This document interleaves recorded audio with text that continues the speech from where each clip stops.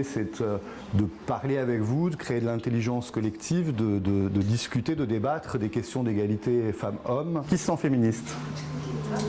Tout ça, que le mot féminisme, maintenant, ça n'a plus vraiment la même définition qu'avant.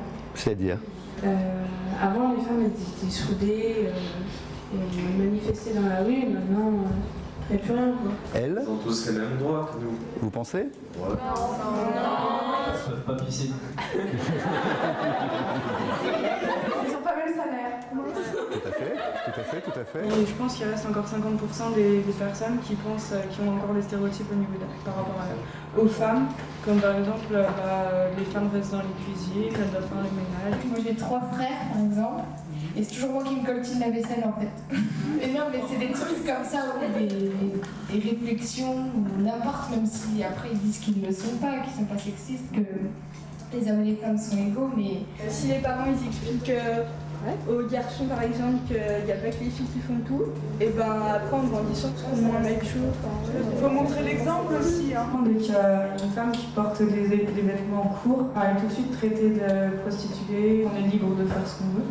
Tu vois une femme passer avec une mini-jupe et un haut court, tu vas pas la traiter de prostituée.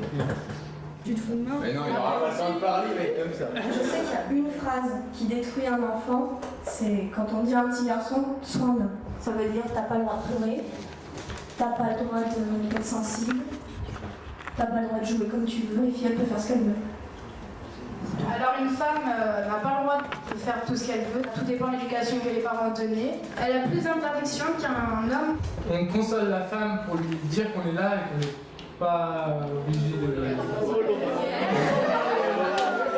Oui, vous avez le droit de nous réconforter, etc. Mais pourquoi nous, on n'aurait pas le droit de le faire? Pourquoi on s'est obligé d'être sensible? Il y a des femmes qui sont pas du tout sensibles, hein, je reconnais. C'est la liberté d'expression, on a le droit d'exprimer ses sentiments, qu'on soit un homme ou une femme, ça change rien. Et c'est la liberté d'expression. C'est une idée reçue. Quand un petit garçon il pleure, en général, on va lui dire arrête de pleurer, on dirait une petite fille. C'est une expression que tout le monde utilise, mais personne ne se rend compte qu'au final, c'est. Non, c'est pas blessant pour la femme. Au final, non. C'est blessant pour l'homme. L'homme et sa fierté. Pour moi, c'est un insulte. Pourquoi c'est une insulte? Je sais pas.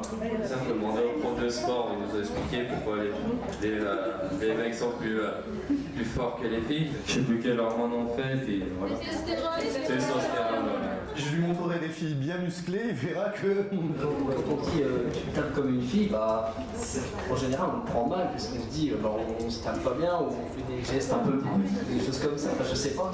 C'est quelque chose, ça doit s'expliquer. C'est pas une insulte. Pour l'élection des maires que vous avez parlé avant, c'est une minorité de femmes, il y a beaucoup plus d'hommes qui se présentent, donc c'est normal qu'il y ait beaucoup plus d'hommes élus. Et c'est ça qu'il faut comprendre aussi, c'est pas forcément de notre faute non plus. Quand vous disiez qu'il y avait des femmes combattantes, on est souvent ramené à notre corps dans les jeux vidéo. Ils montrent les femmes de façon sexy. Enfin, on est toujours ramené à notre corps. Tout à fait. Je voudrais juste dire aux hommes que sans les femmes, ils ne seraient plus là. Alors donc, on va arrêter les préjugés là. Être une femme, c'est rire, c'est pleurer, c'est profiter de la vie, c'est être humain, quoi. C'était vraiment formidable. Je vous remercie beaucoup. Puis on remercie toute l'équipe qui participe de tout ça. À bientôt, j'espère.